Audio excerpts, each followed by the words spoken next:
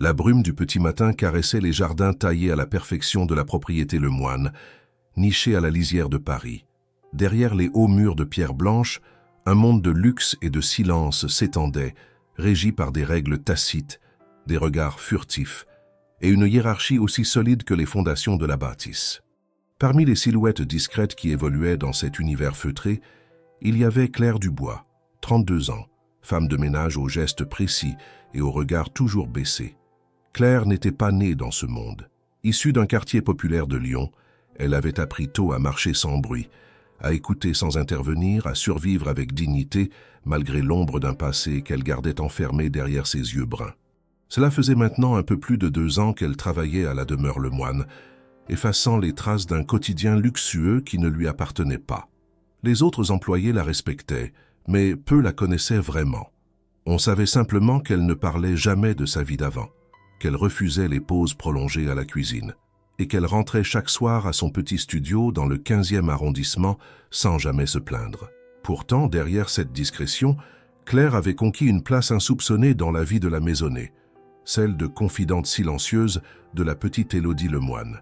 Élodie, 6 ans à peine, était une enfant vive, curieuse, parfois mélancolique, que la perte de sa mère, morte en couche, avait rendue plus sensible que la plupart des enfants de son âge. Depuis plusieurs mois, elle suivait Claire partout dans la maison, l'aidant à épousseter les cadres ou à secouer les coussins, glissant sa petite main dans la sienne dès que personne ne regardait. Claire, touchée par cet attachement spontané, lui répondait avec douceur sans jamais dépasser les limites imposées par sa position. Mais dans les couloirs, un vent différent s'était levé.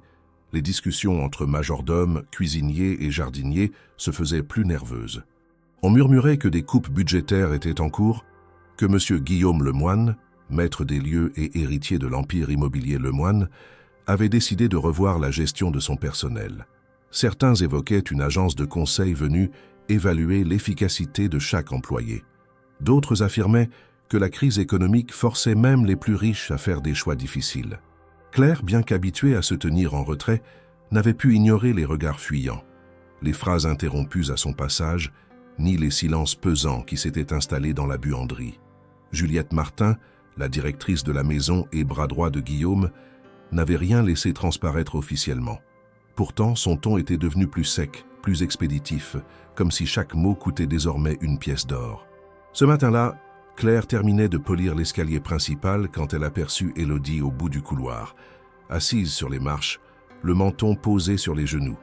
L'enfant semblait préoccupé. Claire s'approcha doucement, s'accroupit à sa hauteur et lui glissa un chuchotement tendre. « Quelque chose ne va pas, ma chérie ?» Élodie leva les yeux, hésita un instant, puis répondit d'une petite voix. « J'ai entendu Juliette dire à papa que quelqu'un allait devoir partir. » Claire eut un pincement au cœur. Elle ne répondit pas tout de suite. Comment expliquer à une enfant que dans ce monde, même les plus doux pouvaient être balayés sans cérémonie? Elle caressa la joue d'Élodie et sourit, dissimulant son trouble.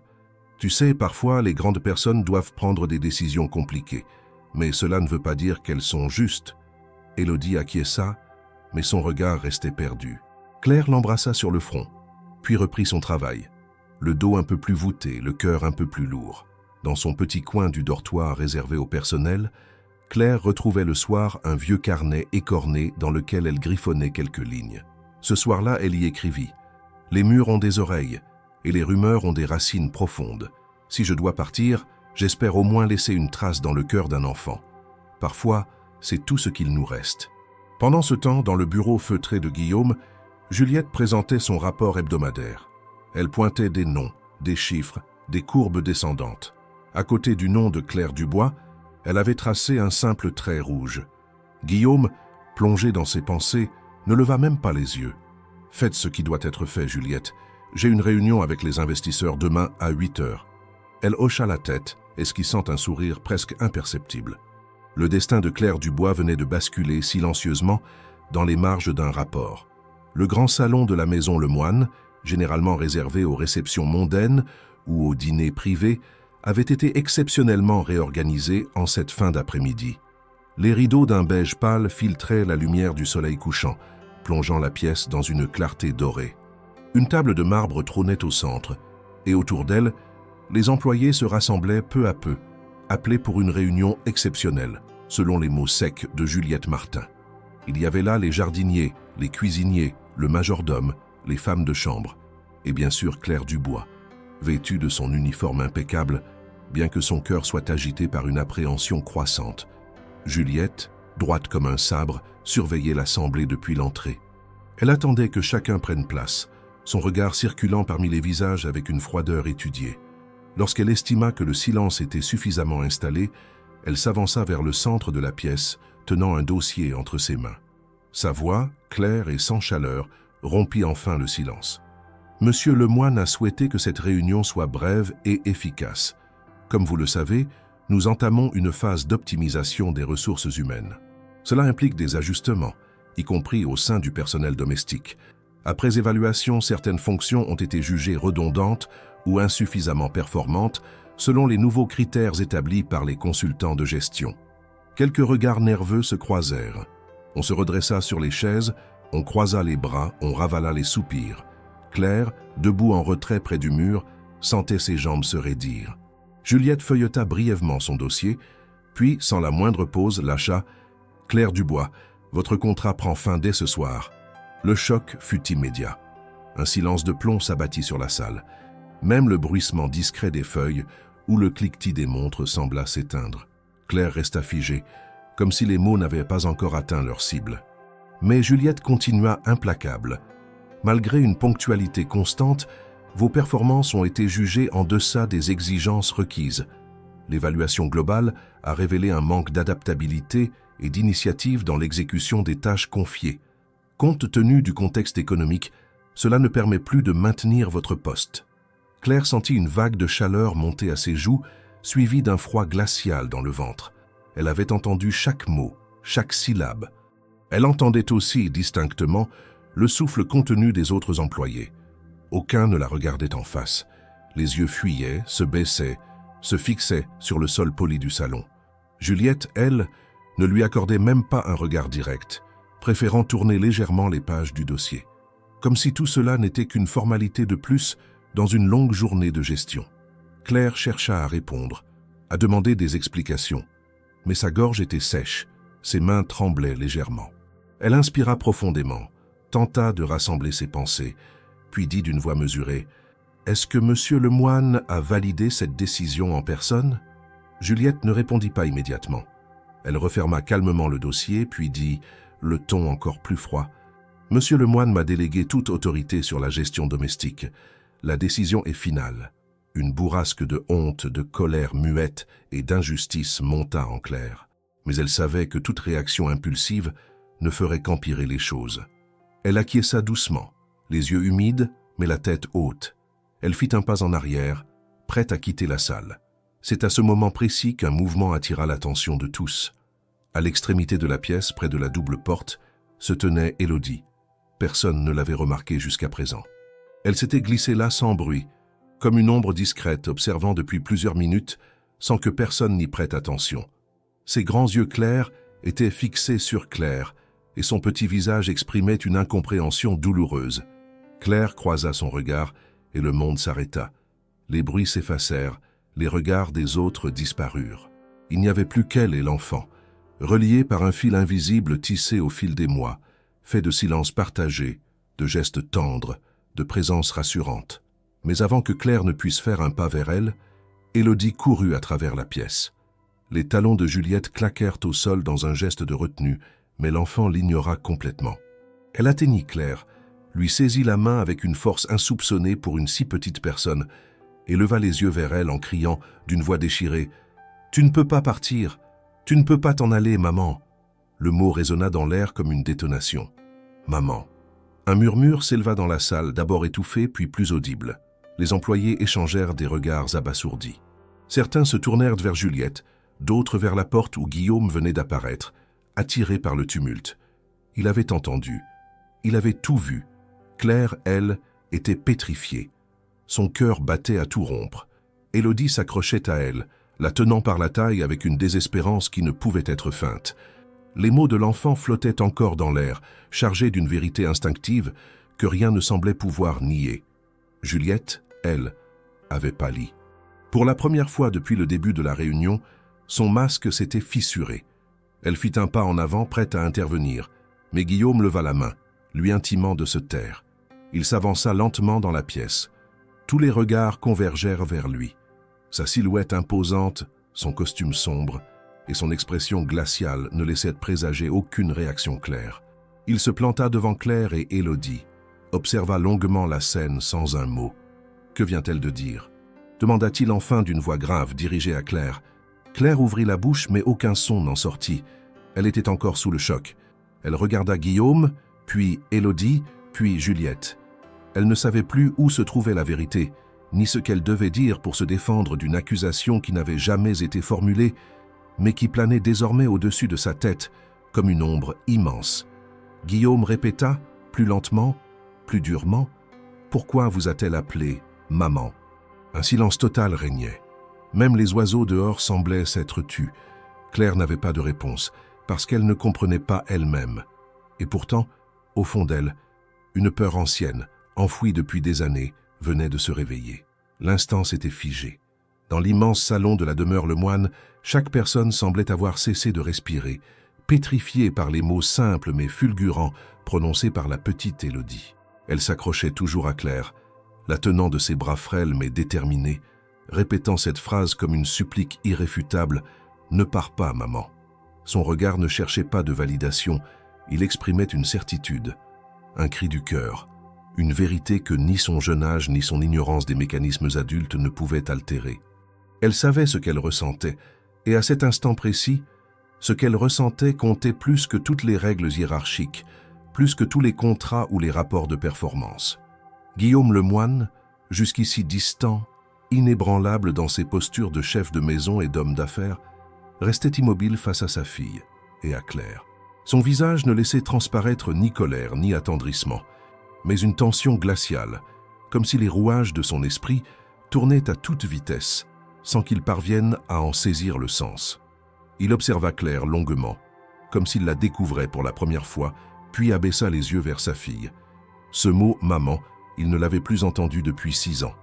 Il croyait en avoir clos le chapitre en la remplaçant par des gouvernantes, des éducatrices et des plans d'investissement pour assurer l'avenir d'Élodie. Mais ce que la petite venait de prononcer avait fendu cette illusion avec la force d'un ouragan. Juliette Martin, toujours présente, tentait de reprendre le contrôle. Elle s'approcha lentement, la voix basse, ferme mais prudente. « Monsieur Lemoine, il faut comprendre que la fillette est encore jeune. Elle est sûrement confuse. Claire a toujours été proche d'elle. C'est naturel qu'une forme d'attachement se développe. » Guillaume lui coupa la parole d'un ton sec. « Ce n'est pas une simple confusion, Juliette. Elle l'a appelée « maman ». On ne prononce pas ce mot sans raison. Il se tourna alors de nouveau vers Claire, ses yeux sombres cherchant une faille, une explication, un indice. Claire, incapable de détacher ses mains de celles d'Élodie, tenta de parler, sa voix à peine audible. « Je ne sais pas pourquoi elle a dit ça. Je vous jure que je n'ai jamais encouragé ce genre d'illusion. Je l'aime, bien sûr, mais je ne suis pas sa mère. » Elle sentait le regard de tous les employés posés sur elle. Certains avaient l'air de compatir. D'autres semblèrent déjà refaire le film de ces derniers mois dans leur esprit, à la recherche d'un geste, d'une attitude qui aurait pu donner sens à cette scène surréaliste. Mais Claire n'avait rien à cacher, ou du moins rien qui justifie cette phrase venue de nulle part. Elle aimait Élodie comme on aime une enfant fragile, marquée par l'absence et la solitude, mais jamais elle ne s'était autorisée à franchir les limites de sa fonction. Jamais elle ne lui avait dit qu'elle était sa mère. Et pourtant, cette simple déclaration venait de tout bouleverser. Élodie, quant à elle, ne comprenait pas le malaise qui l'entourait. Elle regarda Guillaume, puis leva les yeux vers Claire. « Mais c'est vrai, papa, elle est ma maman. » « Je le sais. » Le mot « papa », cette fois, avait été adressé à Guillaume avec une telle innocence qu'il se sentit désarmé. Il n'avait pas l'habitude d'entendre sa fille lui parler ainsi. Elle était souvent silencieuse, parfois distante, et c'était Juliette qui servait d'interface émotionnelle entre eux. Mais là, il était au centre d'une vérité qui lui échappait, d'une scène qu'aucune de ses stratégies de contrôle ne pouvait recadrer. Un silence inconfortable s'installa à nouveau. Claire tenta de détacher doucement Élodie d'elle, mais la fillette résista. « Tu avais promis que tu ne me quitterais jamais », murmura-t-elle. Ces mots-là achevèrent de briser la barrière émotionnelle de Claire. Tout en elle voulait la protéger, la rassurer, mais elle sentait que toute tentative de la retenir ne ferait que nourrir les soupçons déjà présents dans la pièce. Elle serra les dents, tenta une fois de plus de garder la tête froide. « Ma chérie, je ne veux pas te quitter, mais ce n'est pas moi qui décide. » Guillaume intervint, tranchant. « Nous allons clarifier cette situation immédiatement. » Il se tourna vers Juliette. « Annulez tout. Personne ne part d'ici tant que je n'aurai pas compris ce qui se passe. » Juliette hésita mais s'inclina légèrement. « Très bien, monsieur. » Guillaume fit signe aux employés de sortir. Ils obéirent sans mot dire, certains jetant un dernier regard à Claire et à l'enfant, toujours collés l'une à l'autre. Lorsque la pièce fut vide, Guillaume fit signe à Juliette de les laisser seuls.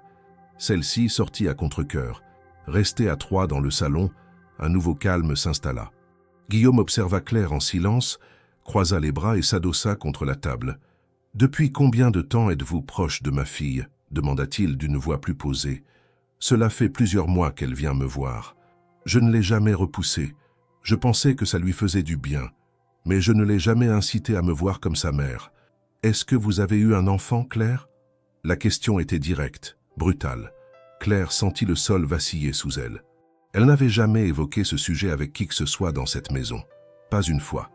Elle répondit lentement comme si les mots lui coûtaient. « Oui, une fille, mais elle est morte peu après sa naissance. » Guillaume ne répondit pas tout de suite. Son regard se fit plus intense. Il semblait comparer mentalement des images, des souvenirs, des dates. Élodie, blottie contre Claire, commença à somnoler doucement, comme si la tension de l'instant s'était évaporée pour elle. « Et cette naissance, Claire, quand a-t-elle eu lieu ?»« Il y a 6 ans. » Ce simple chiffre fit l'effet d'un frisson sur la nuque de Guillaume. Son esprit, méthodique, n'ignorait pas ce que cela impliquait. Élodie avait 6 ans. Adoptée peu de temps après le décès de sa femme, dans des circonstances rapides, presque trop simples. Il avait laissé Juliette gérer tous les détails, trop accablée par le deuil et les responsabilités. Il n'avait jamais remis en question les origines de cette adoption, pensant que tout avait été traité selon les règles. Et maintenant, cette coïncidence temporelle, ce lien inexplicable entre l'enfant et la femme qu'il venait de renvoyer, menaçait de faire éclater un secret plus grand que lui. Il fixa Claire droit dans les yeux et dit sans détour « Je vais faire ce qu'il faut pour savoir. » Le silence du salon, après les révélations d'Élodie, ne fut rompu que par les pas déterminés de Guillaume, qui guida Claire vers son bureau privé.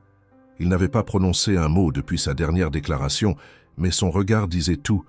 Il n'en avait pas fini. Il avait besoin de réponses. Des réponses claires, précises, rationnelles. Il n'était pas homme à tolérer les ambiguïtés, encore moins lorsqu'elles concernaient sa fille. Une fois la porte close derrière eux, Claire se sentit enfermée, non pas dans la pièce, mais dans l'impasse d'une situation qu'elle n'avait ni créée, ni anticipée, mais dont elle devenait soudainement le centre. Guillaume s'installa derrière son large bureau de bois sombre, les doigts entrelacés, les coudes posés sur la surface. Claire resta debout, droite, tenant encore en elle la tension du moment précédent. Il ne la fit pas attendre. « Je veux comprendre, Claire. Depuis combien de temps vous savez ?» demanda-t-il d'un ton direct, sans hausser la voix, mais avec une fermeté glaciale. « Je ne sais rien, monsieur le moine. Je vous l'ai dit. Je ne sais pas pourquoi Élodie m'a appelé ainsi. Je ne comprends pas.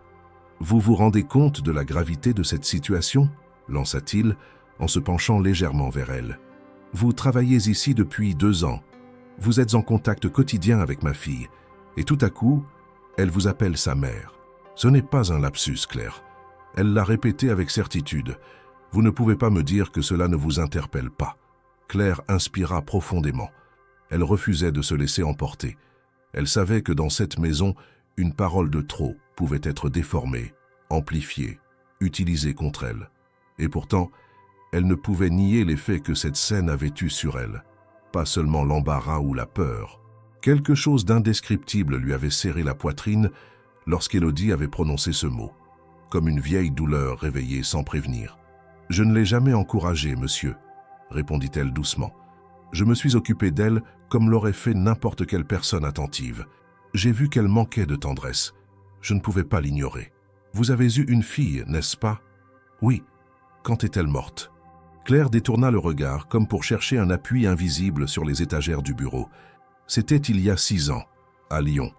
On m'a dit qu'elle n'avait pas survécu. J'ai accouché seul, dans un hôpital public. Le personnel m'a informé que le bébé était mort à la naissance. Je n'ai jamais vu le corps. Rien. Guillaume fronça les sourcils. Il prenait mentalement des notes. Le timing coïncidait. Trop bien. Élodie avait été adoptée 6 ans plus tôt, dans des circonstances qu'il n'avait jamais vraiment examinées. Il s'en voulait à présent de ne pas avoir posé plus de questions. À l'époque, Juliette lui avait assuré que toutes les procédures étaient en ordre. Il lui faisait confiance aveuglément. Il avait été dans le chaos du deuil, incapable de gérer quoi que ce soit. L'adoption rapide d'une petite fille avait semblé presque miraculeuse. Un soulagement. Aujourd'hui, ce soulagement prenait un goût amer. « Avez-vous mené une enquête ?» Demandé à voir des documents. Demandé une autopsie. J'étais seul, sans ressources. Je venais de tout perdre. Mon compagnon m'avait quitté pendant la grossesse. J'étais dans un état second. J'ai cru ce qu'on m'a dit, et puis je voulais fuir cette ville, ce souvenir. Je suis venu à Paris. Guillaume se leva, fit quelques pas dans la pièce, mains croisées dans le dos.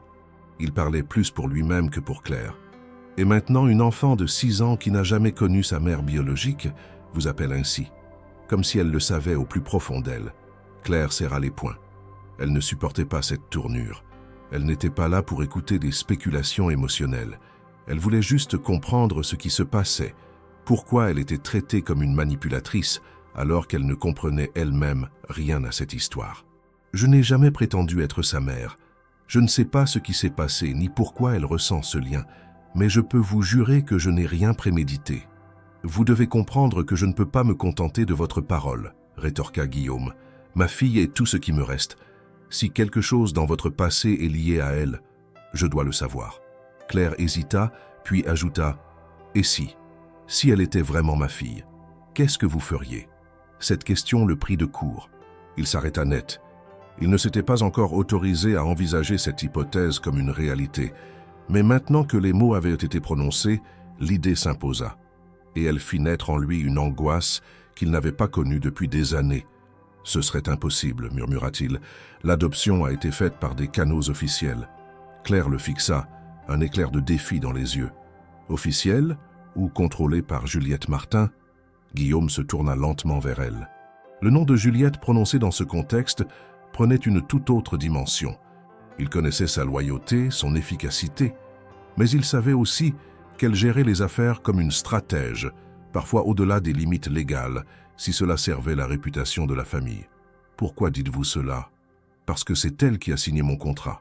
C'est elle qui m'a trouvé ce poste ici. Elle connaissait mon dossier et ma situation. Trop bien, en fait. Et c'est elle qui vient de me faire renvoyer devant tout le monde, sans aucun avertissement. Comme si elle voulait me faire taire. Guillaume sentit le sol bouger sous ses pieds.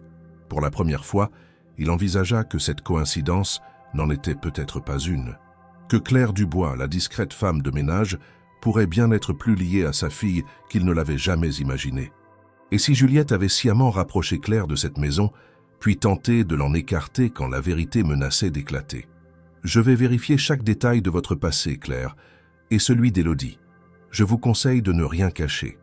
Je n'ai rien à cacher. Nous verrons cela. Claire le fixa encore un instant, puis sortit du bureau sans un mot de plus. Derrière elle, Guillaume restait seul, assis à son bureau, les doigts tapotant nerveusement sur le bois, tandis qu'une certitude commençait lentement à germer dans son esprit. Quelque chose d'injuste avait eu lieu, et il était temps d'en découvrir la vérité, coûte que coûte. Le lendemain matin, la maison Lemoine baignait dans une tension sourde. Chaque pas dans les couloirs résonnait avec plus de prudence que la veille. Chaque regard échangé entre les membres du personnel semblait chargé d'interrogations non formulées. Claire, bien qu'autorisée à rester temporairement, avait perdu toute invisibilité. Les murmures se faisaient à peine discrets, et même ceux qui l'avaient toujours saluée avec bienveillance n'osaient plus croiser son chemin. Elle-même ne cherchait plus à fuir ses regards. Elle avançait avec le dos droit, les yeux ouverts, consciente que le doute était désormais public, que tout pouvait basculer à chaque instant. Guillaume, de son côté, s'était cloîtré dans son bureau depuis l'aube. Il avait passé une partie de la nuit à relire les documents d'adoption d'Élodie, les courriels échangés avec Juliette à l'époque, les rapports juridiques. Rien n'apparaissait anormal en surface.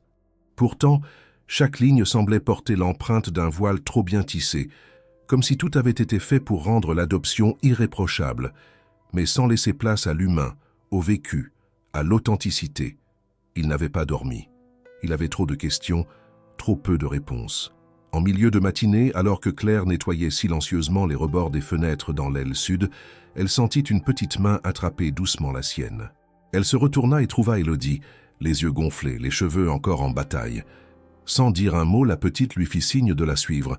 Claire, déstabilisée mais incapable de refuser, posa le chiffon qu'elle tenait et emboîta le pas. Élodie la mena à l'ancien petit espace qu'occupait Claire au sous-sol avant que Juliette ne décide de la déplacer vers une autre chambre sous prétexte de réorganisation. L'endroit était encore intact, couvert d'une fine couche de poussière. Un lit simple, une armoire vide, un bureau en bois clair. Élodie alla droit vers celui-ci, ouvrit le tiroir du bas, puis s'agenouilla et glissa sa petite main sous le fond du tiroir. Avec une habileté surprenante, elle souleva un coin du panneau en bois, dissimulant une cavité. Elle en sortit un vieux carnet à la couverture, souple, usé, noirci par le temps. Elle le tendit à Claire sans un mot. « Je l'ai trouvé quand Juliette a changé ta chambre. Mais je ne l'ai pas lu. Je savais que c'était à toi. » Claire prit le carnet avec précaution. Elle se souvenait de ce cahier qu'elle pensait perdu depuis des mois. Elle y avait écrit pendant les années les plus difficiles de sa vie. C'était un exutoire, un espace où elle pouvait déposer ses douleurs, ses souvenirs, ses espoirs enterrés. Elle l'ouvrit lentement. Les premières pages étaient remplies d'écritures serrées, datées, certaines tachées par des larmes anciennes, des notes simples, des pensées nocturnes, des fragments de solitude. Mais quelques pages plus loin, elle tomba sur un passage qu'elle avait presque oublié avoir écrit. « 13 mars. Aujourd'hui, cela fait 6 mois que j'ai perdu ma fille. Je n'arrive toujours pas à comprendre comment une vie peut s'éteindre si vite. Je n'ai pas vu son visage. On ne me l'a pas laissé tenir. On m'a dit que c'était mieux ainsi. Mais une partie de moi refuse. Je sens qu'elle est encore quelque part, vivante, qu'on me l'a prise. Je n'ai aucune preuve. Seulement ce sentiment qui me ronge. Je rêve d'elle la nuit. Elle m'appelle. Je l'entends rire. Est-ce que je deviens folle ? Claire sentit sa gorge se nouer. Elle relut ces lignes plusieurs fois, comme si elles avaient été écrites par une autre version d'elle-même. Plus jeune, plus brisée. Elle avait écrit ces mots dans un moment de détresse, sans penser qu'un jour ils réapparaîtraient dans un contexte aussi troublant. Elle referma le carnet et s'agenouilla devant Élodie, qui l'observait avec une inquiétude silencieuse. « Pourquoi tu m'as appelé maman hier ?» demanda-t-elle doucement. Élodie haussa les épaules, puis répondit simplement « Je sais que tu l'es. Je ne sais pas comment, mais je le sens. Quand je suis avec toi, je me sens entière, pas comme avec les autres. » Claire sentit ses yeux se remplir, mais elle les ferma un instant pour ne pas laisser les larmes couler. Elle ne pouvait pas expliquer ce lien, mais tout en elle criait que cet enfant disait peut-être la vérité, que ce qu'elle ressentait n'était pas une illusion, que cette intuition si farouche, si évidente, méritait d'être écoutée. À ce moment précis, Guillaume entra sans frapper. Il s'était absenté du bureau à la recherche d'Élodie, inquiet de sa disparition soudaine, et l'avait retrouvée en suivant son intuition. En découvrant la scène, il resta un instant figé sur le pas de la porte, observant Claire tenant un vieux carnet contre sa poitrine, l'enfant à ses côtés. Son regard se fixa sur le cahier. « C'est quoi ça ?»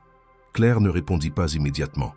Elle se releva, essuya rapidement ses mains sur son tablier, puis tendit lentement le carnet à Guillaume. « C'est à moi. Je l'ai écrit. Après la perte de ma fille. Il y a des choses dedans que j'ai essayé d'oublier. » Guillaume prit l'objet avec une certaine méfiance, mais ses doigts tremblaient légèrement. Il l'ouvrit, parcourut quelques pages en silence, s'arrêtant sur les lignes qui évoquaient le doute, la douleur, le soupçon. Puis il ferma le carnet, son visage désormais tendu, presque rigide. Ces mots. « Vous pensez vraiment qu'on vous a volé votre enfant ?» Claire ne répondit pas. Elle n'avait plus besoin d'essayer de le convaincre. Ce carnet le ferait pour elle. Guillaume regarda Élodie, puis Claire. Il ne dit rien d'autre. Il tourna les talons et quitta la pièce d'un pas rapide. Il savait maintenant ce qu'il devait faire. Le doute ne suffisait plus. Il lui fallait la vérité. Et pour cela, il allait devoir fouiller là où il n'avait jamais osé regarder, dans le passé de Claire, dans les coulisses de l'adoption, dans les décisions de Juliette. Le journal de Claire n'était pas une preuve formelle, mais c'était une voix. Et cette voix venait de troubler tout l'édifice qu'il croyait avoir construit. L'air dans la maison Lemoine était lourd ce soir-là, chargé de doutes et d'absurdités à peine formulées. Après son retour dans son bureau, Guillaume ne parvenait pas à chasser l'image de Claire serrant Élodie, de l'enfant appuyant ce mot « maman » à son oreille. Il savait que sans preuve, toute accusation deviendrait spéculation. Il lui fallait du concret, une certitude qu'il pourrait montrer, vérifier, que personne ne pourrait ignorer. Le bruit d'une chaise qu'on tire résonna dans le silence feutré du bureau alors qu'il ouvrait un tiroir. En sortait une petite boîte blanche dans laquelle il avait glissé autrefois un ancien stylo plume et une photo de famille. Il la posa sur le bureau, parfaitement droite, et inspira profondément. Il savait que ce qu'il allait faire était borderline, légalement discutable, mais il était prêt à aller jusqu'au bout pour découvrir la vérité. Sans en informer Claire, il fit appel à une connaissance, un laboratoire privé, discret, spécialisé dans les analyses d'ADN. Il expliqua qu'il avait besoin de comparer un échantillon d'ADN laissé sur un vêtement usé de Claire, un mouchoir qu'il avait trouvé hier dans sa poche après qu'elle eut nettoyé le bureau, avec un échantillon provenant d'Élodie. Il justifia la légitimité de sa démarche auprès du laboratoire en invoquant son droit de connaître les origines dans un cadre familial personnel. Le laboratoire accepta, sous réserve que les échantillons soient fournis. Le lendemain matin, dans une atmosphère tendue, Guillaume organisa un prétexte pour qu'Élodie reste dans la maison un peu plus longtemps qu'à l'ordinaire. Claire, quant à elle, nettoyait la salle de musique, ses gestes minutieux et sa tête baissée, ignorante de ce qui se tramait derrière les murs en chêne sculpté. Sans qu'elle le sache, elle tendit un mouchoir taché de poussière de son uniforme qu'elle avait brodé à la main à un moment de nostalgie dans la poche de son tablier. Plus tard dans la journée, Guillaume demanda à Juliette de lui donner un jouet d'Élodie, un petit ours en peluche que la fillette avait abandonné la veille sous le canapé. Le tissu du jouet avait été lavé, mais à l'intérieur, dans le rembourrage, se trouvait un minuscule bout de tissu du haut de Claire, que la peluche avait sans doute touché. Juliette, un peu hésitante mais toujours obéissante, céda le jouet, prétendant ne pas comprendre pourquoi c'était important. Élodie, toujours joyeuse, ne se doutait de rien. Plus tard, Guillaume fit prélever sans demander à Claire ni à Élodie leur consentement explicite. Il présenta les objets comme des éléments oubliés lors du nettoyage ou des jouets perdus pour la fillette, pour que le laboratoire puisse extraire l'ADN. Il jugeait que la fin justifiait les moyens. Il devait découvrir si ce lien affectif si fort reposait sur un lien biologique, ou si c'était simplement l'amour et les gestes qui expliquaient cette brûlure au cœur de chaque regard. Quand le laboratoire envoya les résultats, Guillaume était dans son bureau, assis derrière la vaste fenêtre qui donnait sur le jardin sculpté, le regard fixé sur les documents étalés sur le bureau de bois sombre. Il eut un instant de nausée, le cœur battant, avant d'ouvrir le pli scellé contenant les résultats d'analyse. Il lut les pourcentages de compatibilité, les correspondances génétiques. Les chiffres loisaient l'évidence. L'ADN de l'échantillon du mouchoir de Claire, à l'intérieur du tissu du jouet d'Élodie, montrait une compatibilité génétique haute, bien au-dessus des probabilités normales pour une personne qui n'a aucun lien de parenté. Le laboratoire soulignait que cela ne prouvait pas formellement la filiation, d'autres facteurs pouvaient intervenir, mais que cela indiquait un lien biologique probable. Guillaume resta muet. Il sut, à cet instant, que plus rien ne pourrait être remis en arrière. Ce qu'il croyait stable allait basculer. Il porta le document devant ses yeux, comme pour éviter de croire à ce qu'il lisait, puis posa la tête entre les mains. Le monde familial qu'il avait construit autour d'Élodie, autour de lui, de ses convictions, allait être remis en cause. Il se leva soudain, le papier tremblant dans sa main, et sortit de son bureau. Il ne marcha pas directement vers Claire ou Élodie. Il traversa les couloirs en silence, chacun de ses pas résonnant sur les dalles. Le personnel, derrière les portes entrebâillées, l'observait, les lèvres closes. Il ne s'arrêta pas. Il se dirigea vers le salon principal où Claire se trouvait, essuyant les traces scintillantes de poussière sur un cadre doré. Lorsqu'il arriva, Claire leva les yeux. Il balbutia « Claire, les résultats sont très probables. » Elle sentit son cœur se tordre. Elle ne savait pas quoi dire. Il tendit le rapport vers elle. « Je ne vous accuse pas, mais je dois comprendre ce qu'il s'est passé. Ce lien, il est trop fort pour être inventé. » Claire trembla. Elle voulait fuir, mais ses jambes restèrent immobiles. Élodie, attirée par les voix, sortit de la pièce d'à côté. Elle s'approcha, silencieuse, les yeux grands ouverts. « Que disent ces chiffres ?» demanda Élodie d'une voix douce mais claire. Guillaume baissa les yeux vers elle, puis revint vers Claire. « On dit que vous pourriez être sa mère biologique. » Le temps sembla se suspendre alors. Claire resta muette. Elle sentit les larmes venir, non pas par honte, mais par un sentiment ancien, longtemps enfoui, que peut-être, enfin, une partie de sa vie brisée pourrait retrouver ses morceaux. Mais elle se souvenait aussi de combien l'abandon de cette fille, qu'on lui avait dit morte, l'avait laissée seule, coupée des droits, des preuves. Et maintenant cette preuve se dressait devant elle. Juliette, dans l'ombre du couloir, avait entendu les mots. Son expression changea. Quelque chose comme une peur glacée la traversa. Elle recula d'un pas. Elle comprit qu'elle ne pourrait plus dissimuler. Guillaume, le rapport serré dans la main, regarda Claire droit dans les yeux. « Je veux que vous soyez honnête avec moi. Si vous êtes sa mère, dites-le. Si vous avez menti, dites-le. Je ne veux plus de secrets entre nous. » Claire ferma les paupières, respira, mais ses lèvres ne trouvaient pas le mot. Le silence fut une réponse. Élodie, se rapprochant, posa sa petite main sur l'épaule de Claire. Claire la regarda, ses yeux noyés dans une émotion impossible à contenir. « Est-ce que ça... c'est vrai ?» murmura l'enfant. Guillaume ne répondit pas tout de suite. Il resta suspendu entre doute et vérité. Il venait de franchir un seuil qu'il ne pouvait plus reculer. Le lien biologique probable était posé. La confirmation officielle, elle, pouvait encore prendre du temps. Mais le moment de rupture était arrivé. Ce qui suivrait changerait à jamais leur vie. Dès les premiers rayons du matin, Guillaume Lemoine s'extirpa de son lit avec une détermination nouvelle. L'air de Paris lui semblait trop chargé de soupçons, de regards, de vérités à moitié dites. Il savait que rester dans cette maison, à attendre que les choses se révèlent d'elles-mêmes, serait une erreur.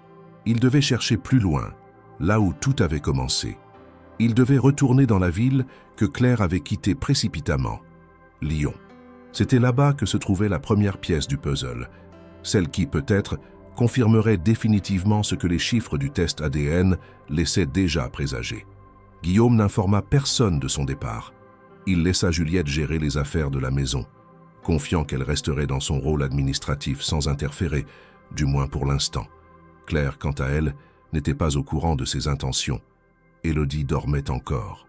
Il monta dans sa voiture personnelle à 6 heures du matin, seul, sans chauffeur, préférant conduire lui-même pour avoir l'esprit libre. Il atteignit Lyon en un peu plus de 4 heures, les mains crispées sur le volant et le cerveau saturé d'hypothèses, de dates à comparer, de noms à retenir. Une fois arrivé, il se rendit directement à l'hôpital Saint-Antoine, l'établissement mentionné dans le journal de Claire comme celui où elle avait donné naissance à son enfant. La bâtisse était ancienne, sobre, avec une aile rénovée récemment. Il demanda à parler au service des archives, prétextant une recherche liée à un dossier de famille. Bien qu'il soit reçu avec courtoisie, le personnel resta méfiant. Les documents médicaux, surtout ceux liés à des naissances, étaient couverts par le secret professionnel. Il dut user de persuasion, puis de contacts influents, pour qu'un archiviste accepte discrètement de vérifier si une certaine Claire Dubois avait été admise pour un accouchement, environ 6 ans auparavant. Après une attente interminable dans une salle secondaire au néon blafard, l'archiviste revint avec un dossier jauni à la main. Il le tendit à Guillaume avec précaution, en précisant qu'il n'aurait normalement pas le droit de le consulter sans autorisation formelle. Guillaume le remercia d'un hochement de tête, puis ouvrit lentement le dossier. À l'intérieur, plusieurs documents confirmaient l'admission de Claire Dubois à l'hôpital le 19 janvier, 6 ans auparavant. Il y avait un formulaire d'entrée, un compte rendu d'accouchement, un rapport postnatal ainsi qu'une fiche de sortie. Ce dernier détail attira immédiatement son attention. Sur la fiche de sortie, une annotation manuscrite signalait que l'enfant était décédé à la naissance. Pourtant, en feuilletant plus loin, Guillaume trouva une contradiction troublante. Une fiche de transfert d'un nouveau-né daté du même jour, portant un code patient identique à celui associé à Claire, indiquait un transfert vers un autre service, mais sous un autre nom. Le nom du nourrisson figurait comme « Bébé Lemoine, sexe féminin ». Guillaume sentit son sang se figer. Ce nom n'avait rien à faire dans ce dossier. Il ne connaissait aucune autre Claire Dubois, aucun autre lien potentiel entre ce nom de famille et son propre passé. Il ferma un instant les yeux, sentit son cœur battre plus fort. Quelqu'un, à un moment donné, avait modifié l'identité du nourrisson, ou l'avait rattaché artificiellement à son nom. Il comprenait maintenant ce que Claire avait tenté d'exprimer dans son carnet, le sentiment que son enfant n'était pas mort, mais qu'on le lui avait enlevé. Ne s'arrêtant pas là, il se rendit ensuite à l'hôtel de ville de Lyon, au service de l'état civil. Il demanda l'extrait de naissance pour ce même jour, sous le nom de Claire Dubois. On lui répondit qu'aucun acte de naissance n'avait été enregistré sous ce nom pour une naissance ce jour-là à Lyon. Intrigué, il demanda si des naissances avaient été enregistrées anonymement ou sous pseudonyme. Le fonctionnaire, après plusieurs recherches, lui montra un extrait de naissance sans mention de filiation, avec la simple mention « né sous X », à la même date, même heure approximative, même sexe. Cela signifiait que l'enfant de Claire avait été enregistré sans mention de la mère. Mais comment cela était-il possible si Claire avait accouché consciemment, pensant récupérer l'enfant? Guillaume comprit alors l'ampleur de la manipulation. Quelqu'un, au sein de l'hôpital, avait falsifié les documents. Claire avait été amenée à croire que son enfant était mort-né, tandis que l'enfant avait été immédiatement retiré, placé sous un statut juridique de pupille de l'État et rendu disponible à l'adoption. Et c'est là que les choses prirent une tournure plus sombre encore. En consultant une base de données associative, tenue par des bénévoles spécialisés dans les dossiers d'adoption litigieux, Guillaume découvrit qu'une plainte avait été déposée il y a quelques années contre cet hôpital par une autre mère ayant vécu une expérience similaire. Elle aussi avait été informée de la mort de son bébé sans qu'on lui présente jamais le corps, sans aucune preuve tangible. Et elle aussi avait découvert, bien plus tard, que l'enfant avait été déclaré né sous X, puis placé en famille d'accueil. Guillaume fit le lien. Un système avait peut-être existé dans cette institution, un système destiné à optimiser les adoptions discrètes, peut-être même rémunéré par des familles aisées ou influentes. C'était une hypothèse encore floue, mais suffisamment solide pour provoquer en lui un mélange de rage et de culpabilité. Car si ce que Claire soupçonnait depuis toutes ces années était vrai, alors il avait été l'ultime bénéficiaire d'un acte de spoliation. Il avait adopté une enfant qu'on avait arrachée à sa mère biologique, sans le savoir, croyant offrir une seconde chance à une orpheline. À son retour vers Paris, Guillaume n'était plus le même. La route lui sembla plus longue, plus lourde. Il ne savait pas encore comment affronter Claire avec ces informations. Il ne savait pas non plus comment Élodie réagirait. Il sentait que les jours suivants allaient être déterminants, car désormais, il ne s'agissait plus de soupçons ni de chiffres sur un test. Il détenait des preuves, et avec ces preuves venait une responsabilité qu'il ne pouvait plus ignorer. Guillaume Lemoine rentra à la demeure de Saint-Cloud en fin de journée, les mains encore tremblantes d'avoir feuilleté les archives d'un mensonge si soigneusement orchestré. Le ciel parisien était gris, presque métallique, et chaque pas dans le couloir principal lui rappelait que ce qu'il tenait entre les mains ne pouvait plus être tu. Il n'était plus question de conjectures ni d'émotions floues. Il avait des faits, des documents, des extraits officiels, des contradictions criantes, une chronologie qui ne mentait pas. Ce qu'il ignorait encore, c'était comment dire cela à Claire. Il n'était pas prêt pour cette conversation, mais il savait qu'il n'avait plus le choix. Claire, à cet instant, se trouvait dans la chambre d'Élodie. La petite s'était endormie dans ses bras après une journée de silence inhabituel. Depuis l'épisode du test d'ADN et les murmures dans les couloirs, la relation entre elles était devenue plus fusionnelle, mais également plus fragile. Claire ne savait plus si elle devait croire en ce qu'elle ressentait ou si elle était tombée dans un piège émotionnel. Le fait qu'Élodie l'appelle toujours « maman » l'ébranlait autant qu'il la faisait tenir debout. Et pourtant, elle n'avait jamais eu de certitude, juste cette sensation persistante, douloureuse, qu'elle connaissait ce regard, ces gestes, cette odeur.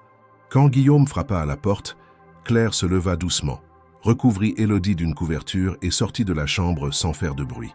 Il l'attendait dans le couloir, une enveloppe dans la main. Son visage n'était ni fermé ni accusateur, mais chargé de gravité. « Venez avec moi, dit-il. » Ils se dirigèrent ensemble vers le salon, cette même pièce où tout avait éclaté quelques jours plus tôt. Cette fois, il n'y avait pas d'auditoire, pas de Juliette, pas de personnel. Juste eux deux, et cette vérité suspendue entre leurs corps tendus. Guillaume s'installa, ouvrit lentement l'enveloppe, puis posa les papiers sur la table basse. Claire resta debout, les bras croisés, le regard fixe. « Je suis allé à Lyon, dit-il simplement. Elle ne répondit pas, mais son visage pâlit. Il continua. « À l'hôpital Saint-Antoine, j'ai retrouvé votre dossier. Il est complet, précis. Il atteste que vous avez bien accouché là-bas, il y a 6 ans, le même jour où Élodie est née. Mais ce n'est pas tout. J'ai aussi découvert une fiche de transfert d'un nourrisson, indiquant un changement d'identité immédiat, un enregistrement sous X. Ce bébé, votre bébé, a été déclaré sans mère et ensuite mis à disposition pour adoption. » Claire recula d'un pas, comme si les mots la heurtaient physiquement. Elle porta une main à sa bouche, luttant contre les larmes. Ils m'ont dit qu'elle était morte. Je ne l'ai jamais vue. Je ne l'ai jamais tenue. Guillaume se leva, la voix plus posée. Je pense qu'ils vous ont menti, délibérément. Et je pense que cette adoption, celle d'Élodie, en est la conséquence directe. Vous saviez ? Demanda-t-elle, le souffle court. Non, je vous le jure. Je ne savais rien. Juliette a tout géré. Moi, j'étais anéanti. Ma femme venait de mourir. J'ai simplement fait confiance. Claire s'effondra sur le canapé, incapable de se tenir droite. Elle n'avait jamais voulu y croire totalement. Jamais voulu nourrir l'espoir que cet enfant puisse être la sienne. Mais entendre cela de la bouche de Guillaume, avec des preuves en main, rendait la douleur plus réelle, plus cruelle. J'ai passé 6 ans à croire que j'étais folle. 6 ans à me demander si ce vide en moi finirait par me tuer. Et tout ce temps, elle était là, sous mes yeux, et je n'avais pas le droit de le savoir. Guillaume s'agenouilla devant elle, posa une main sur le dossier. Je ne peux pas réparer ce qui a été fait, mais je peux vous dire que je vais tout faire pour que la vérité soit reconnue. Élodie a le droit de savoir. Vous avez le droit de savoir. Et Juliette devra répondre de ce qu'elle a caché. Claire releva lentement la tête. Ses yeux étaient rougis mais déterminés. Vous pensez que je vais vous remercier? Que je vais oublier tout ça? J'ai été traité comme une moins que rien dans cette maison. J'ai été humilié, renvoyé devant tout le monde, séparé de ma propre fille sans le savoir. Je sais, et je le regrette, amèrement. Mais je vous jure que si j'avais su, jamais je ne vous aurais fait ça. Ce n'est pas à vous de décider qui je suis, ni ce que je ressens. Vous avez peut-être cru que vous faisiez le bon choix, mais c'était une vie qu'on m'avait volée, une vie entière. Le silence s'abattit sur la pièce.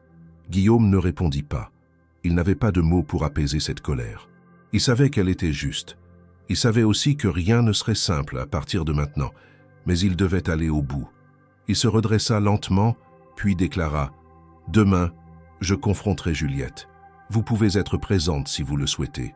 Je veux que tout soit dit, sans détour, sans filtre. » Claire acquiesça lentement. Elle savait que cette confrontation ne réparerait rien, mais elle avait besoin de comprendre. De regarder dans les yeux celle qui avait peut-être sciemment détruit sa vie. « Je serai là. » Guillaume la regarda encore un moment. Il lut dans ses traits la douleur, la dignité et une forme de renaissance. Elle n'était plus la femme de ménage silencieuse. Elle était la mère d'Élodie, et cela changeait tout. Le lendemain matin, la lumière pénétrait à peine les salons de la demeure Lemoine lorsque Juliette Martin franchit la grande porte d'entrée.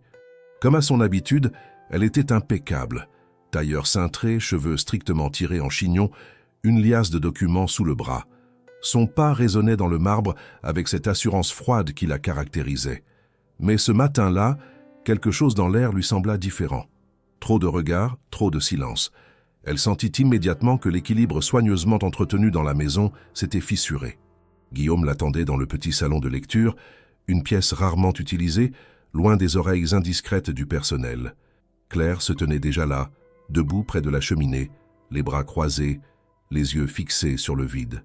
Lorsqu'elle aperçut Juliette entrer, elle ne bougea pas. Elle ne dit rien. Guillaume, en revanche, se leva. « Asseyez-vous, Juliette, » dit-il sans détour. Juliette hésita une fraction de seconde, puis s'exécuta. Elle posa ses documents sur la table basse, les mains croisées sur ses genoux. Elle savait reconnaître un interrogatoire lorsqu'elle en voyait un. Guillaume n'attendit pas. « Je reviens de Lyon. J'ai parlé avec l'hôpital Saint-Antoine. J'ai lu les rapports, vu les dates. Vous voyez de quoi je parle ?» Juliette ne répondit pas tout de suite. Son visage resta neutre. Elle croisa doucement les jambes, comme si elle se préparait à une négociation. « Je vois que vous avez été occupée, » répondit-elle enfin, « mais je ne suis pas certaine de comprendre ce que vous attendez de moi. » Claire s'avança d'un pas, incapable de contenir sa colère. « Vous avez été celle qui a géré mon embauche ici, celle qui m'a trouvé, celle qui savait qui j'étais. et vous avez laissé tout cela se produire. Pourquoi? Juliette tourna lentement la tête vers Claire. Son regard n'était pas hostile, mais il n'avait rien de chaleureux. Elle semblait analyser. Parce que je pensais que c'était la meilleure solution pour tout le monde. Guillaume, irrité par cette réponse évasive, se pencha en avant. Je veux une réponse claire. Avez-vous, oui ou non, organisé l'adoption d'Élodie alors que vous saviez qu'elle avait été enlevée à Claire?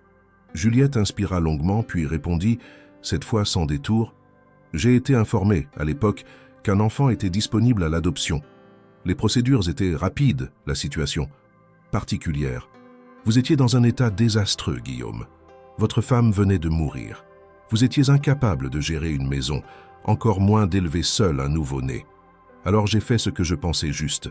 Je vous ai offert une solution. » « Une solution? Vous avez arraché une enfant à sa mère, lança Claire, la voix tremblante. « Non, rétorqua Juliette. Calme. Je vous ai offert une place ici, quand j'ai compris qui vous étiez. Quand j'ai vu votre dossier dans la base des employés candidats, votre nom m'a frappé. J'ai fouillé. J'ai trouvé la concordance. Mais c'était trop tard. L'enfant avait déjà été enregistré, adopté, et je ne pouvais pas faire machine arrière sans déclencher un scandale. » Guillaume serra les dents. « Alors vous avez préféré le silence. Et vous avez intégré Claire dans cette maison, pourquoi? Vous pensiez que ça suffirait? Qu'elle ne découvrirait jamais? Je pensais que ce serait mieux pour tout le monde, » insista Juliette. « Je ne suis pas une criminelle. Je n'ai pas volé un enfant. J'ai empêché une tempête. J'ai maintenu votre nom à l'abri, Guillaume. Vous ne savez pas à quel point cette affaire aurait pu détruire votre réputation. Les investisseurs, la presse, la fondation familiale. » Claire la regardait avec stupéfaction. Il ne s'agissait donc pas d'un malentendu, ni d'une erreur de système. C'était un choix, un calcul froid. Elle sentit une rage sourde monter en elle. « Vous avez menti à un père, à une mère. Vous avez joué avec une vie, juste pour éviter un scandale. » Juliette haussa les épaules. « J'ai préservé un équilibre. Et aujourd'hui encore, je peux préserver ce qui reste. » Guillaume la fixa, comprenant enfin l'étendue du contrôle qu'elle avait exercé sur sa vie pendant des années. Il n'y avait jamais eu de véritable loyauté, juste une logique de pouvoir, d'influence. « Vous menacez ?» demanda-t-il froidement. Juliette soutint son regard. « J'explique. Si vous choisissez de rendre cette affaire publique, vous perdez tout. Votre image, vos soutiens, même votre entreprise. Parce que tout ce que j'ai fait, je l'ai fait en votre nom, officiellement. » Un silence glacé s'installa. Guillaume se redressa lentement, puis déclara « Alors vous avouez. »« J'assume. »« Oui. » Claire se leva, hors d'elle. « Vous ne pouvez pas juste vous asseoir là et tout justifier avec des mots froids. J'ai cru que mon bébé était mort. J'ai pleuré pendant des années. Et vous? Vous l'avez livré à un homme qui n'en savait rien. Vous avez tout contrôlé. » Juliette la regarda, pour la première fois avec une lueur de regret. « Je ne peux pas réparer ça. Mais je peux encore empêcher que ça détruise la vie d'Élodie. » Guillaume se tourna vers Claire. « Ce n'est plus à elle de décider, c'est à nous, et je vous promets qu'elle ne vous fera plus jamais de mal. » Juliette comprit alors. Son règne était terminé. Elle n'avait plus le pouvoir. Sa stratégie avait tenu 6 ans, mais la vérité silencieuse et persistante avait fini par éclater. Guillaume fit un geste vers la porte. « Vous êtes relevé de vos fonctions. Effectif immédiatement. » Juliette ne répondit pas. Elle se leva, rassembla ses documents, puis quitta la pièce sans un mot de plus. Son pas, autrefois si assuré, semblait plus lent, plus lourd. Claire resta là, debout, tremblante. Guillaume s'approcha doucement d'elle. « C'est fini, murmura-t-il. Elle ne contrôlera plus rien. » Mais Claire savait que ce n'était pas fini. Le mal était fait, et maintenant, il restait à reconstruire. Pour Élodie, pour elle, pour cette vérité qui, enfin dévoilée, avait tout changé. Le lendemain matin, le silence régnait dans la maison comme une conséquence directe de la veille. L'éviction de Juliette, bras droit de Guillaume depuis plus d'une décennie, n'était pas passée inaperçue. Les employés chuchotaient dans les couloirs, le personnel de cuisine jetait des regards interrogateurs, et même les jardiniers ralentissaient leur travail comme si l'air lui-même pesait. Pour la première fois depuis longtemps, l'autorité de Guillaume semblait fragile. Pas parce qu'il doutait, mais parce qu'il avait pris une décision que personne n'aurait imaginée, défier les règles non écrites de son propre cercle. Dans le bureau principal, Guillaume avait convoqué tous les membres du personnel, chacun prenant place dans un silence pesant. Claire était là aussi, debout près de la porte, les bras croisés, les traits fermés. Elle ne savait pas encore pourquoi il avait réuni tout le monde. Elle ne lui avait pas parlé depuis l'expulsion de Juliette. Elle avait dormi dans sa chambre, seule, sans même entendre un mot d'Élodie qui, d'après la nounou, avait pleuré toute la nuit. Ce matin, rien n'était clair, ni l'avenir ni les intentions de Guillaume. Lorsqu'il entra, vêtu d'un costume sobre mais sans cravate, le silence se fit total. Il s'arrêta devant le bureau, balaya l'assemblée du regard, puis parla, sans lire de notes, sans chercher à adoucir ses mots. « Vous êtes tous ici depuis assez longtemps pour savoir que je ne prends pas de décision à la légère. Hier, j'ai mis fin aux fonctions de Juliette Martin. Pas pour des raisons économiques, ni pour une réorganisation, mais parce qu'elle a trahi ma confiance. Elle a manipulé un processus d'adoption. Elle a fait croire à une mère que son enfant était mort, alors qu'elle a permis que cet enfant me soit confié sans que je sache la vérité. » Un murmure parcourut la pièce. Certains visages se crispèrent, d'autres se tournèrent vers Claire, stupéfaits. Mais Guillaume ne s'interrompit pas. L'enfant en question, c'est Élodie, ma fille. Et la femme qui se tient là, c'est Claire Dubois, la mère biologique de cet enfant. Ce n'est plus une supposition, c'est un fait, confirmé, documenté, incontestable. Claire ferma brièvement les yeux. Entendre ces mots prononcés devant tous aussi violemment était à la fois une déchirure et une délivrance. Guillaume la regarda. « Je tiens à dire publiquement que je vous présente mes excuses pour tout ce que vous avez subi ici, pour la manière dont vous avez été traité, et pour avoir cru ce qu'on m'avait présenté comme une évidence. J'ai été aveugle. Aujourd'hui, je veux réparer. » Il se tourna vers le personnel. À partir de ce jour, Claire ne sera plus considérée comme une employée. Elle ne reprendra pas son poste de femme de ménage. Elle assumera désormais un nouveau rôle dans cette maison, celui de tutrice officielle d'Élodie. Le choc fut immédiat. Aucun des employés ne s'attendait à une telle déclaration. Les visages trahissaient l'incompréhension, l'incrédulité. Certains murmuraient déjà, d'autres fixaient Claire avec une nouvelle forme de regard, ni méprisante ni compatissante, mais teintée de cette curiosité sociale qu'on réserve aux virages improbables. Claire, elle, était figée. Guillaume ne l'avait pas prévenue, il ne l'avait pas consultée, et maintenant, devant tous, il l'imposait dans un rôle qu'elle n'était pas certaine d'avoir la force d'assumer. « Je comprends que cela puisse surprendre, » ajouta Guillaume, « mais il est temps de faire les choses autrement. Cette maison ne doit pas être un lieu de secret, ni d'injustice. Claire a un lien avec Élodie qu'aucune gouvernante, aussi qualifiée soit-elle, ne pourra égaler. Ce lien doit être protégé, reconnu. Il est temps d'arrêter de vivre dans le mensonge. » Claire leva enfin les yeux. Elle le regarda, longuement. Dans ce regard, il n'y avait ni gratitude ni rejet, juste une lutte intérieure. Elle savait qu'accepter ce rôle changerait tout. Elle ne serait plus une simple observatrice dans la vie de sa fille, mais en serait-elle capable, après tout ce qu'elle avait traversé, après avoir été piétinée, humiliée, dépossédée?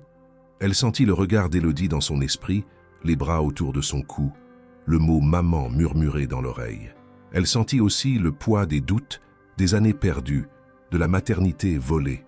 Après la réunion, la maison se vida peu à peu. Les employés regagnèrent leur poste, certains visiblement troublés, d'autres silencieux. Claire resta seule dans le bureau, face à Guillaume. « Vous auriez pu m'en parler avant, » dit-elle d'une voix calme, sans reproche apparent. « Je sais, mais je voulais que ce soit clair pour tout le monde. Je voulais que ce ne soit pas négociable. Et si je refusais ?» Guillaume l'observa. « Vous ne le ferez pas, parce que vous savez qu'Élodie a besoin de vous. Et parce que, malgré tout ce que vous avez vécu ici, vous avez toujours été là pour elle. » Claire ne répondit pas. Elle sentait que quelque chose en elle résistait encore, mais une autre partie voulait croire qu'un autre chemin était possible. Pas une réparation, mais peut-être un début. « Je ne veux pas être vue comme une victime récompensée par pitié, » dit-elle. « Ce n'est pas de la pitié, c'est la reconnaissance d'une vérité et d'une injustice. Et c'est une décision que j'assumerai, quelles qu'en soient les conséquences. Et Juliette, elle est partie, définitivement. Et si elle tente de revenir ou de nuire, je serai prêt. » Claire acquiesça lentement. Elle avait encore 1000 questions, 1000 peurs, mais pour la première fois depuis longtemps, elle n'était plus dans l'ombre. Elle n'était plus réduite à une fonction. Elle était reconnue, vue, écoutée. Dans les jours qui suivirent, la maison reprit peu à peu son rythme. Élodie, apprenant que Claire resterait avec elle, changea d'attitude. Elle recommença à sourire, à parler, à dessiner. Elle tenait toujours Claire par la main dès qu'elle le pouvait. Et lorsqu'elle l'appelait « maman », plus personne ne réagissait. C'était devenu normal. Mais Claire, malgré les gestes tendres et les mots doux, restait en retrait dans son cœur. Elle avait accepté la fonction, pas encore le rôle. Elle devait d'abord guérir. Elle savait que ce ne serait pas simple, ni immédiat. Mais au moins, elle avait une chance. Les jours qui suivirent l'annonce publique de Guillaume bouleversèrent l'atmosphère de la demeure Lemoine. Les silences, auparavant empreints de tension, étaient devenus prudents, mais empreints d'une forme de respect nouveau. Le personnel, encore sous le choc des révélations, observait Claire avec une distance modifiée. Elle n'était plus la femme de ménage, ni une simple employée à la discrétion exemplaire. Elle était désormais la mère d'Élodie, officiellement. Même si certains avaient du mal à l'accepter, aucun ne pouvait ignorer ce qu'elle représentait à présent. Guillaume, de son côté, s'efforçait de maintenir une certaine stabilité. Il organisait les journées avec une précision accrue, comme pour éviter les débordements émotionnels. Il passait plus de temps à la maison, s'occupant personnellement des rendez-vous médicaux d'Élodie, de ses cours, de ses activités. Mais malgré sa présence physique, quelque chose s'était brisé en lui. La figure paternelle qu'il s'était construite durant 6 ans avait été ébranlée. Il n'était pas moins père, mais il ne pouvait plus prétendre être le seul pilier. Claire, avec tout ce qu'elle représentait désormais, occupait une place qu'il ne pouvait ni contester ni redéfinir. Claire, quant à elle, avait accepté son nouveau rôle avec une retenue douloureuse. Elle passait ses journées aux côtés d'Élodie, la guidant, l'accompagnant, la consolant dans ses doutes, l'écoutant dans ses silences. Elle l'habillait le matin, l'aidait à faire ses devoirs, la couchait le soir. Les gestes revenaient naturellement, comme s'ils avaient toujours été là, quelque part, suspendus dans une mémoire du corps que même le temps n'avait pas effacée. Et pourtant, malgré cette intimité nouvelle, Claire ne s'appropriait pas ce lien. Elle ne disait pas à Élodie « Je suis ta mère ». Elle se contentait d'être là, sans poser de mots sur ce qui se tissait entre elles. Un soir, alors que Claire lisait une histoire à Élodie dans sa chambre, l'enfant l'interrompit doucement, la voix un peu tremblante. « Tu vas encore partir un jour ?» Claire referma le livre, posa sa main sur la joue de la fillette et répondit sans hésiter. « Non, plus jamais. » Élodie hocha la tête. Elle ne demanda rien d'autre. C'était tout ce qu'elle avait besoin d'entendre. Malgré la douceur apparente de cette relation retrouvée, Claire vivait un tumulte intérieur. Elle avait accepté le rôle de tutrice officielle, mais cela ne suffisait pas à apaiser la blessure. Elle voulait plus que des gestes. Elle voulait une reconnaissance légale. Elle voulait que l'administration française confirme ce que son instinct maternel savait depuis toujours. Mais engager une procédure de rétablissement de filiation, c'était ouvrir un autre front, long, douloureux, incertain. Et Claire n'était pas certaine d'avoir la force de revivre l'humiliation institutionnelle d'un système qui autrefois l'avait abandonnée. Dans la maison, certains employés se posèrent des questions. Un cuisinier, un matin, glissa à une collègue. Elle a peut-être retrouvé sa fille, mais elle ne peut pas s'imaginer qu'on va faire comme si rien ne s'était passé. Elle était l'une des nôtres. Maintenant, elle est intouchable ? La remarque se répandit rapidement.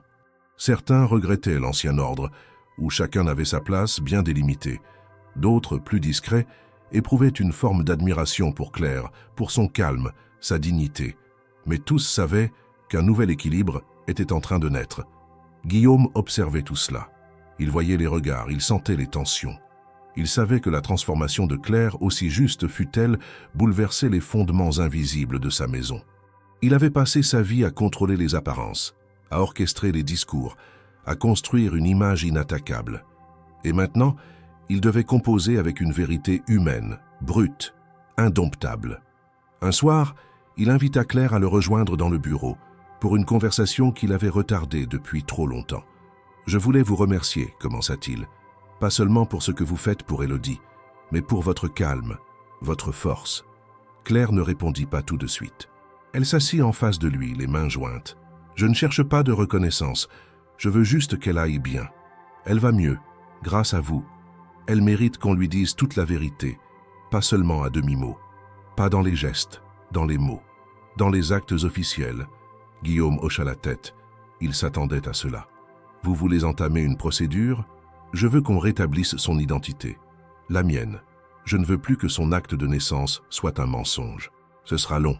Vous serez exposé. Et moi aussi. Claire le fixa sans ciller. Je n'ai plus peur de ça. Je l'ai déjà perdu une fois. Je ne laisserai plus personne m'empêcher d'être sa mère. Officiellement. Guillaume prit une longue inspiration. Il comprenait. Il savait qu'il ne pouvait s'y opposer. Il savait aussi qu'en l'aidant, il s'exposait à des attaques juridiques, à des enquêtes sur l'adoption, sur les méthodes utilisées. Mais il n'avait plus le droit de fuir. « Je vous soutiendrai, dit-il, quoi qu'il arrive. » Le lendemain, Claire se rendit avec Guillaume au tribunal de grande instance. Elle déposa une requête pour reconnaissance de maternité. Guillaume, de son côté, rédigea une déclaration attestant avoir reçu l'enfant par adoption sans être informé des irrégularités. Il savait que le processus serait long, que l'État n'efface pas 6 ans de silence en quelques signatures, mais ils avaient fait le premier pas. De retour à la maison, Élodie courut vers Claire en criant son prénom, un dessin à la main. Elle lui montra fièrement 3 personnages, elle-même au centre, Guillaume à gauche, Claire à droite. Au-dessus, elle avait écrit en lettres maladroites « Notre vraie famille ». Claire serra la feuille contre elle, les larmes aux yeux. Elle savait que ce dessin, simple et enfantin, valait plus que tous les documents administratifs. Il était la preuve d'un lien que personne ne pourrait plus lui enlever. Malgré la démarche judiciaire en cours, les jours suivants furent pour Claire un tourbillon d'émotions qu'aucune victoire officielle ne pouvait encore stabiliser. La vie dans la maison Lemoine suivait son cours, mais désormais marquée par une prudence nouvelle dans les interactions. Si le personnel avait fini par accepter son nouveau statut, personne n'osait encore s'approcher d'elle avec la familiarité d'autrefois. Les anciens collègues évitaient les conversations prolongées. Même les plus sympathiques agissaient avec une distance respectueuse, mais palpable.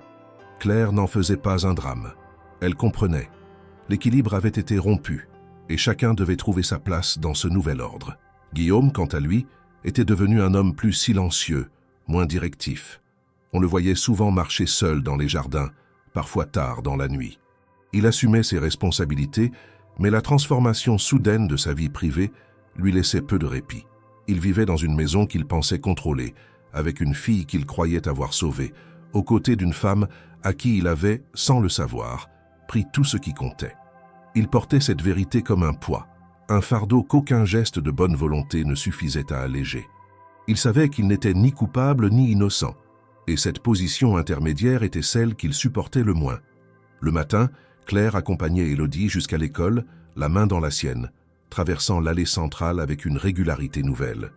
Chaque geste du quotidien devenait une preuve de présence, de constance, de réhabilitation silencieuse. L'enfant semblait s'épanouir sous ce nouvel équilibre. Elle posait moins de questions, comme si elle sentait que la vérité était déjà en route, qu'elle n'avait pas besoin de l'entendre répéter pour en comprendre la portée. Le soir, elle dessinait, beaucoup, des maisons, des familles, des scènes de repas. Et toujours à 3. Claire, Élodie et Guillaume. Dans tous les dessins, ils étaient côte à côte. Un après-midi, alors qu'elle rangeait la chambre d'Élodie, Claire trouva une boîte remplie de petits objets, des barrettes, des photos, un bracelet cassé et au fond, une lettre.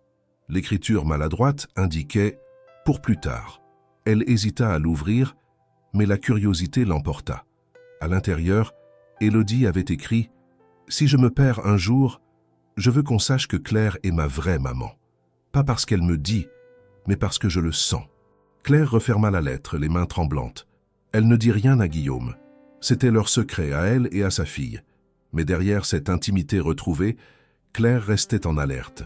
Le moindre courrier, le moindre appel du tribunal ravivait son angoisse. Elle savait que la procédure pour rétablir une filiation biologique était complexe. Elle savait que la loi exigeait des preuves, des témoignages, parfois des audiences humiliantes. Elle avait lu des histoires de mères biologiques déboutées malgré les évidences. Et même avec le soutien de Guillaume, rien n'était garanti. Chaque fois qu'elle pensait à l'idée d'un juge qui pourrait dire non, elle sentait sa gorge se serrer. Guillaume, voyant cette inquiétude croître en elle, tenta de la rassurer. Un soir, alors qu'il se retrouvait dans le jardin, à l'écart de la maison, il lui proposa une idée inattendue. « Et si nous envisagions une adoption conjointe ?» demanda-t-il, le regard droit. Claire, d'abord surprise, ne répondit pas. Il continua. Pas pour effacer le passé, ni pour balayer la vérité, mais pour l'officialiser, pour qu'Élodie soit protégée par nous deux, peu importe ce que le tribunal décidera. Vous parlez d'une adoption à l'envers ? Rétorqua-t-elle presque ironique. Non, je parle de reconnaître ce que nous sommes devenus. Vous êtes sa mère, je reste son père adoptif, mais le cadre juridique pourrait refléter ce qu'elle vit, ce qu'elle ressent. Claire réfléchit longuement. L'idée lui semblait contre-intuitive. Après tout ce qu'elle avait traversé pour récupérer sa maternité, accepter un acte d'adoption, même dans ce sens, avait une charge symbolique forte. Mais elle comprenait l'intention. Guillaume ne voulait pas s'effacer. Il voulait assumer sa part dans l'histoire et surtout protéger Élodie d'un nouveau choc juridique si la filiation biologique devait être contestée. « Je ne dis pas non », dit-elle finalement, « mais je veux d'abord aller jusqu'au bout de ma démarche. Je veux que mon nom soit sur son acte de naissance, pas à côté, en haut, à la place de ce vide. »« Je comprends », répondit Guillaume, « et je vous soutiendrai jusqu'au bout. » Peu après, le premier courrier du tribunal arriva. Il indiquait que la demande de Claire était recevable et qu'une première audience aurait lieu dans 2 semaines. Ce délai court surprit Claire, mais elle y vit un signe favorable. Guillaume prit les devants. Il engagea un avocat spécialisé dans les affaires de filiation, fit venir les documents de l'hôpital de Lyon, les résultats du test ADN, les copies des courriers de Juliette. Il constitua un dossier solide, limpide, sans omettre aucun détail, même ceux qui pouvaient ternir son image. Il voulait que la vérité soit entière, sans zone grise. Dans l'attente de l'audience, Claire et Élodie passaient plus de temps ensemble. Les routines se renforçaient. Elle cuisinait, elle rangeait, elle se racontait des souvenirs. Un jour, Élodie demanda « Tu crois qu'avant je te reconnaissais quand même ?» Claire sourit, émue. « Je crois que nos cœurs se sont reconnus avant nos têtes. » Élodie sembla satisfaite de cette réponse. Elle ne posa pas d'autres questions. Quelques jours avant l'audience, une dernière lettre de Juliette arriva. Elle avait été rédigée à la main, sans en-tête officielle. Elle y disait qu'elle regrettait certaines décisions, qu'elle reconnaissait avoir franchi des limites, mais qu'elle avait toujours cru servir l'intérêt supérieur de l'enfant. Elle affirmait qu'elle ne contesterait aucune démarche, qu'elle ne se présenterait pas au tribunal et qu'elle ne chercherait pas à nuire davantage. Claire lut la lettre sans émotion. Elle la plia, la rangea dans un tiroir et tourna la clé. Il n'y avait plus de place pour les regrets dans ce qui se construisait désormais. Le matin de l'audience, la ville semblait engourdie par une brume épaisse, comme si le ciel lui-même hésitait à se lever. Claire s'était réveillée tôt, bien avant le réveil d'Élodie, incapable de trouver le sommeil. Elle s'était préparée en silence, choisissant des vêtements sobres, attachant ses cheveux avec soin. Ce jour n'était pas une formalité. Il représentait l'aboutissement d'une quête longue, douloureuse, et la promesse, enfin, d'un avenir légitime. Dans la pièce voisine, Guillaume se tenait prêt lui aussi, vêtu d'un costume sombre, les traits plus fermés que d'habitude. L'enjeu de cette journée le dépassait sur le plan personnel. Il s'agissait de vérité, d'identité et de réparation. Ils arrivèrent ensemble au tribunal, accompagnés de l'avocat de Guillaume, discret mais efficace. Claire tenait son dossier contre sa poitrine comme un talisman. Elle avait tout relu, tout revérifié. Les documents hospitaliers de Lyon, les rapports ADN, les lettres, même celles de Juliette. Mais ce n'étaient pas les papiers qui lui donnaient de la force. C'était le souvenir d'Élodie endormie, son visage apaisé, les bras entourés d'un dessin colorié la veille. Un dessin où elle avait écrit « Je t'aime, maman », avec une maladresse qui valait 1000 signatures. L'audience fut plus brève que prévu. Le juge, un homme d'âge mûr, sérieux mais attentif, avait déjà étudié le dossier. Les pièces fournies étaient de Claire. Il interrogea Claire sur son accouchement, sur ce qu'on lui avait dit à l'hôpital, sur sa vie depuis ce jour. Il questionna Guillaume sur les circonstances de l'adoption, sur sa connaissance des faits, sur la place de Claire aujourd'hui dans la vie d'Élodie.